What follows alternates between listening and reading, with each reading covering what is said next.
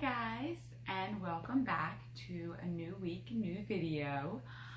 We are doing shoulder stands today. I had a lot of people, actually I have one person in particular who's been asking for shoulder stands. So I've been doing a little bit with inversions. You guys saw a few weeks ago we did wheel. And I've actually gone over shoulder stand as well as legs up the wall before. But I realized that the videos that I posted were in a racquetball court, right? So the sound really reverberates off the walls and it may be really hard to actually understand what I'm saying.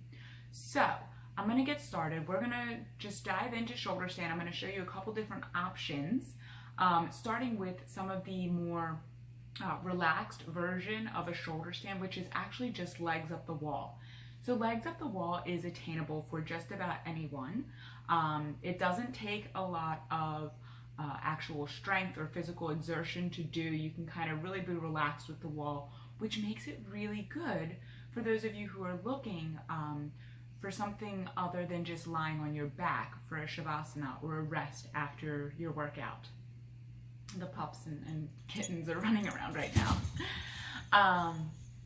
So I wanted to get into this for a few reasons. Like I said, the sound in the other video wasn't really working too well, and I really just wanted to kind of get into it again, seeing as that's what you guys are requesting. So for sure, the very first version of this, the very attainable legs up the wall, we're going to go ahead and start.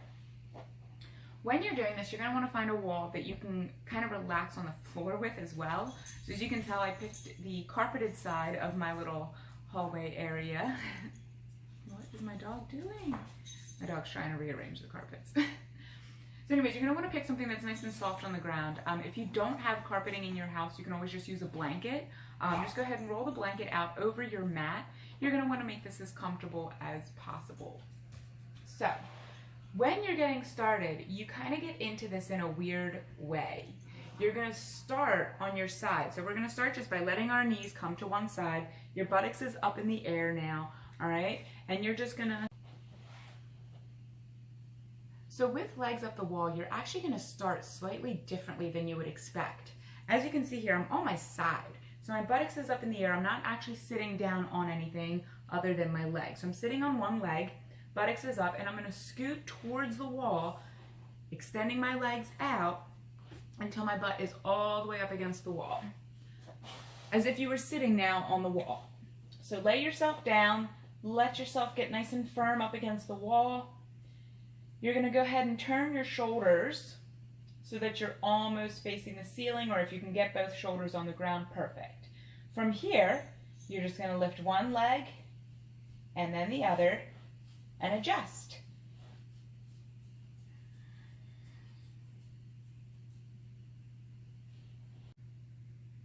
Once you've gotten your legs up the wall, there's plenty of options to choose. You can extend your legs straight up the wall, get a nice stretch in the hamstrings. This is what you'll typically see in a class and is a really good prep for shoulder stand, just because it really helps to get your legs straight and gives you that feeling of what it feels like just to have your feet up above your hips. Another really good option is if you bring your toes together, knees come apart, you can do like a butterfly, which makes a nice passive hip opener.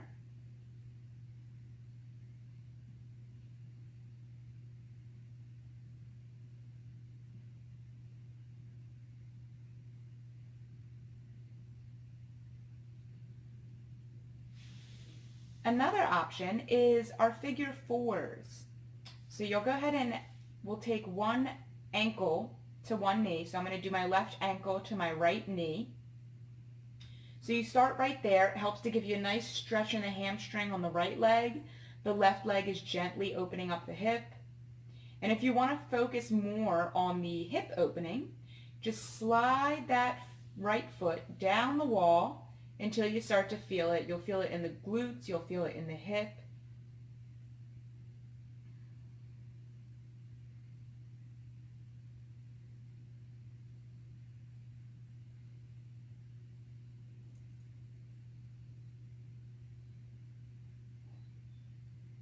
Go ahead and switch it out. We'll do the other side. So when we're doing the other side, you take the right foot to the left knee, or the right ankle to the left knee. Start with a nice gentle stretch to the hamstring on the left leg. And then slide that foot down the wall to focus the stretch on the right hip.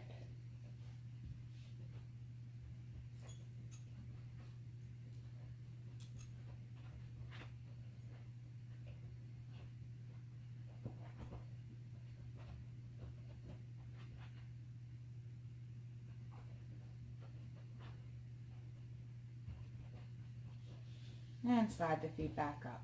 So those are a few different options for what you can do with your legs during legs up the wall. Another version is just bending the knees slightly and let them come directly towards the chest.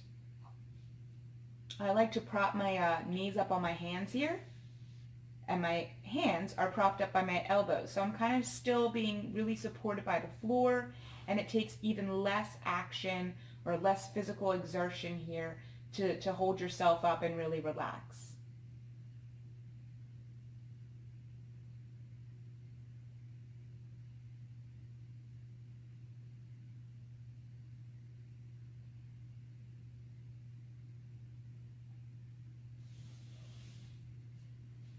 Same way you got up. You're going to go ahead and roll to one side. I'm going to roll to my right. Let my legs come down first. And then sit up. Scoot yourself away from the wall. And there we have shoulder stand in a very basic, beginner, and relaxed version. A lot of people think that inversions have to be like these great, big, crazy, the shoulder stand or the handstand. But even downward dog is considered an inversion. Anything that's going to have your hips up over your head, your feet up over your head, that's what's going to really give you that inversion. Actually, it's over the heart. So one of the things that you may be thinking right now is that our hips were on the floor here. So we weren't really truly getting our hips up over our head.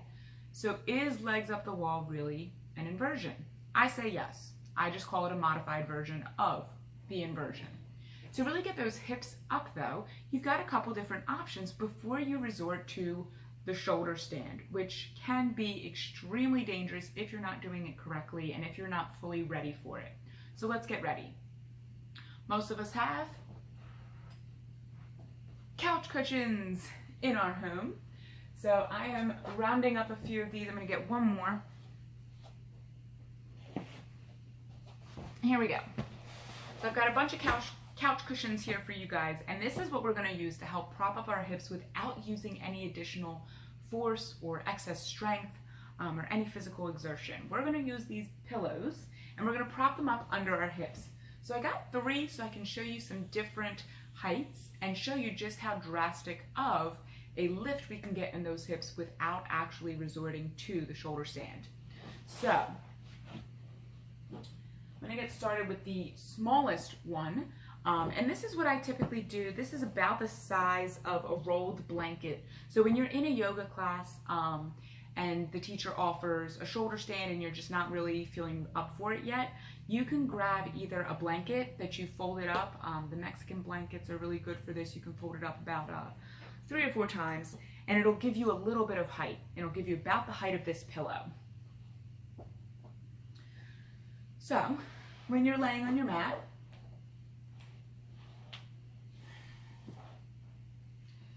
you'll go ahead and kind of like a bridge position here. So my hands are down on my side, my knees are bent, feet on the floor, and you're just going to lift your hips up slightly and slide that pillow up under the hips or the blanket. Let the hips come back down to the floor all the way, and then tightening with the belly, go ahead and lift, tilt the hips, and feet come up into the air. So already you guys can see we've got a little bit of lift in the hips, and this right here is fine. A lot of times when I see people doing the shoulder stand, when they're just lying on their backs like this and they don't have a pillow, blanket, or block under their hips, I've heard a lot of people talk about how strainful this can be on the abdomen. You're working a lot of your core, keeping your legs up. So the more you can prop your hips up, the less this is going to be an ab exercise and the more you're going to be able to enjoy the relaxation that can come with this pose. So here is one level up off the floor. Like I said, about a Mexican blanket folded up about 4 times, or a thin blanket folded 4 times. If you're using a thicker blanket, this is probably just folded, 2 or 3 times, probably not up to 4. So there's your one option. For those of you who would be using a block at your class, actually we'll use both of them, should be the block. Because once you smush, you smush. So once I smush down, this is going to be about the size of a block on its flattest level. So you'll do the same thing, right? You'll be in that bridge position, hands by the sides, knees bent, feet on the floor. Lift the hips up, slide the block underneath you, or in my case, these big giant pillows. And when you sit, you'll notice you'll come back down a little bit. All right, so hips on the floor. Again, go ahead and tighten the abs to tilt the hips, bring the feet up off the floor, and then straighten those legs out.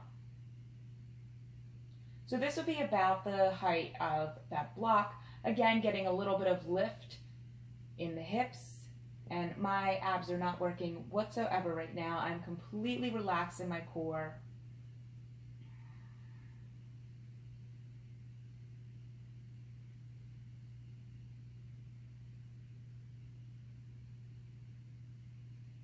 And then to come down, bend the knees, let the feet come down. So I'm going to show you, I'm going to add one more pillow, and this is kind of what you're going to do as you start to prep for your shoulder stand. So as you're moving from just simply legs in the air to shoulder stand, you're really going to want to build up to it. So we did one blanket, we've now done one block. I'm going to add another pillow, and this is just the equivalent of adding an extra block. Okay, so I might have to get up for this one. So I know my pile seems really, really high, and eventually your pile will actually get this high. But I'm treating this as if it was lower, because as soon as my hips go down on this, we're gonna smush down. So your pile won't actually be this high to begin with. You'll work your way into it. All right, so we're gonna go ahead and hop up on. Starting in that bridge-like position. All right, go ahead and tighten the core, lift the feet up off the air. Perfect. So once you start building and you're adding multiple blocks and you're really working towards that shoulder stand, you're gonna go ahead and press your palms into the floor here, okay? And then go ahead and tighten the core just a little bit and lift the buttocks up. Your feet can go up over your head here, or your feet can go directly up into the air. You want to work towards getting your feet directly up into the air. Working this for nice short little bursts. It's really going to give you a nice core exercise, so sorry if my voice is breaking. All right, and from there, that's when you can lift and start to move towards your shoulder stand. All right, so you do it for your short little bursts, and then you work towards getting some hang time.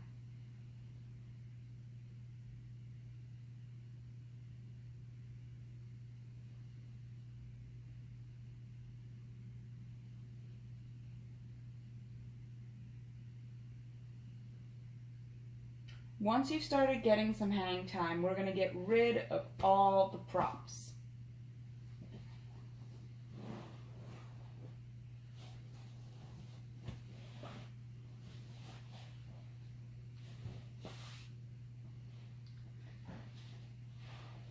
Once you've gotten rid of all the props, once you've gone through some of those drills, now you are ready to start attempting a shoulder stand.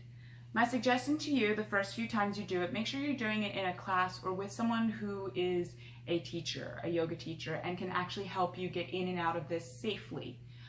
Yoga tutorials on YouTube are absolutely amazing, but they cannot account for the kind of one-on-one attention you can get from someone who's actually in the room with you and able to see what your limitations may be or what your strengths may be. So I'm always going to remind you, please, if it's your first time, try to do it in a studio or with someone you trust to be able to help you with this, like a yoga teacher. All right? Now, let's get into shoulder stand. So when you're getting into your shoulder stand, you're going to start laying on your back. Now I'm going to make sure I have enough room not to hit over there. So maybe we switch up the angle. Okay, so we're going to do shoulder stand over here. I wanted to do it here so that I have a little bit more room to show you some of the modifications after you've gotten into shoulder stand. For those of you looking for a little bit more, there's modifications to make this pose a little bit more intense. So we're going to go ahead and get started. Shoulder stand, we're laying on our backs to begin with. And I'm actually going to scoot myself towards this end of the mat. You're welcome to stay centered on your mat. I actually would suggest it. Okay. But because I'm going to be showing you things in that direction, I'm going to scoot towards the edge. So from here, we're going to go ahead and place our hands on the floor. You can start with your legs totally out and straight or bent, whatever is easiest for you. From here, I'm going to go ahead and engage the core as I tilt the hips, bringing the feet up off the floor and straighten them out. Okay, so you start with this very, very basic right here. From here, engage the core a little bit more and lift the feet up over your head. Hands come to the low back for support. This creates like a tripod. You're going to go ahead and scoot till you're nice and firm to hold your hips up, and then just work on making one straight line from your toes down to the floor. Instead of one of these or whatever you've got going on, make one straight line and continue lifting using those hands for support until you can get that straight line to go from your shoulders up to your toes, hence the shoulder stand. From here, once you're comfortable with this, you can go ahead and release the tripod, clasp your hands together, and extend them long down the mat to create a different kind of tripod. Again, lifting, toes up towards the ceiling.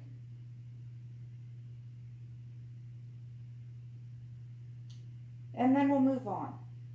So from shoulder stand, you can move into plow. Simply let the legs fall over the head, just like this. So you're starting from up high, let the legs come over the head, toes reaching for the floor.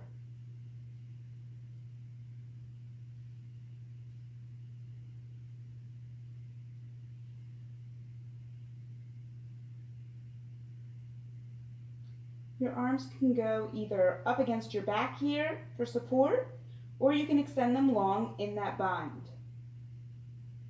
Both options are fine. From plow, you can move even further, just a little bit, into deaf man's pose. Here, you'll bend your knees. Let the knees come towards the ears. Grab hold of your feet and pull them in close.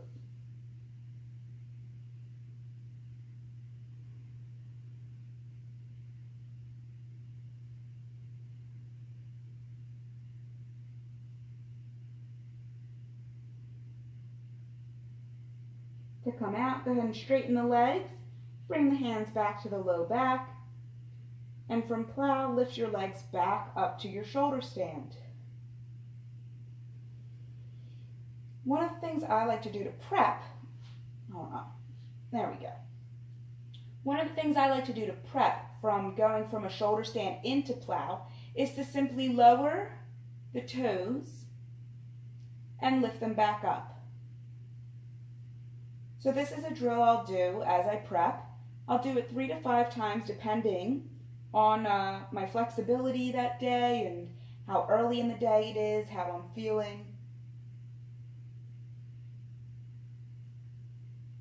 So that right there, just lifting and lowering. Now, there are a few ways to come out of shoulder stand. Number 1, I let the toes go a little over my head here to counterbalance, and then I slowly, hands to the floor, hips come down. Make sure that this is nice and slow. Once the hips are on the floor, you can bend the knees, let the feet come down, or keep the legs extended and let them come down. So that's one option to get out of shoulder stand. And that's the one that you'll typically see in classes, in just about everything. There is one other way, and I just want to show it just for those of you who enjoy doing these fun little things. It is a little bit more advanced, and it does put a little bit of strain on your neck. So I would suggest not doing this in the early morning, also not doing it if you're not already warmed up. So go ahead and come into your shoulder stand. From here, you prep for your plow. Get into plow. And instead of doing whatever you normally do with your arms, you're going to set them up like you would for wheel. Oh, I've got hair. All right. From here, you're going to press into downward dog. So you're going to press down with your hands. You're going to let your feet come to the floor, and you're going to press up over your head to get into downward dog. So come up and roll.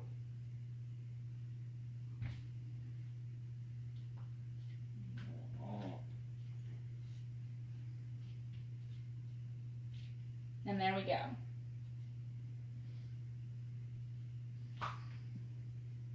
So as you guys can see, as I was doing that, it does take a little bit of momentum. So you really want to do those like 5 plows to a shoulder stand to kind of build that momentum. So I'm sorry, I was talking and it makes it a little bit harder. And it is a little difficult to begin with. But just keep in mind you want a little bit of momentum because you want to be able to kind of roll off your shoulders and kind of roll through your head and into the downward dog.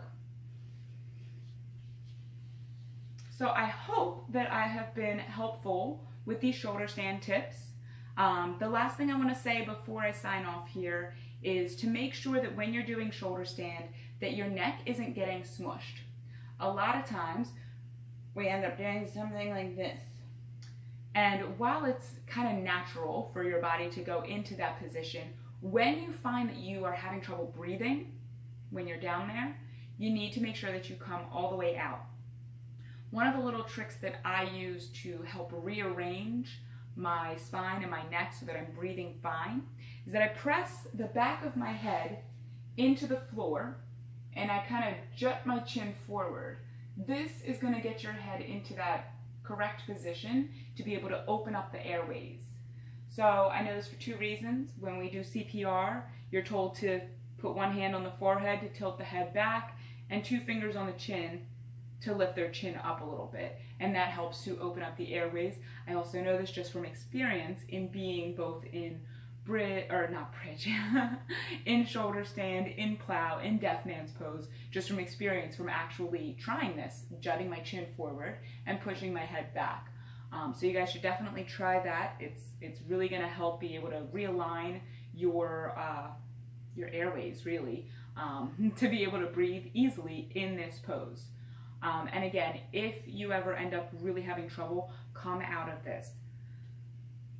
So the other little warning is the tingling sensation that you're going to get in your toes the first few times you do this.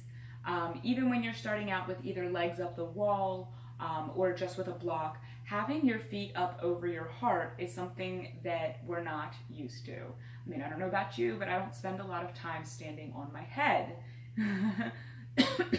So when you start doing this for the first few times, your veins and your arteries are not used to this kind of work that you're asking them to do.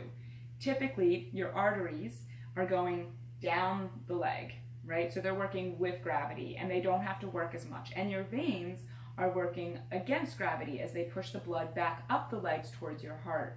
When you're in reverse, your arteries are what's working against gravity. Your veins are working with it. So this is some people call it the fountain of youth. I'm just going to put that out there. I do not call it that. But it is extremely good for your heart to be able to have this little switch up. If as a result though, you're gonna feel a little bit of tingling in your toes or your legs, it's possible. If you feel any numbness though, please bring your legs back down and please go see either your yoga instructor or your doctor and talk to them about it, because it may be something, another underlying issue. All right, so thank you so much for tuning in. I hope to see you guys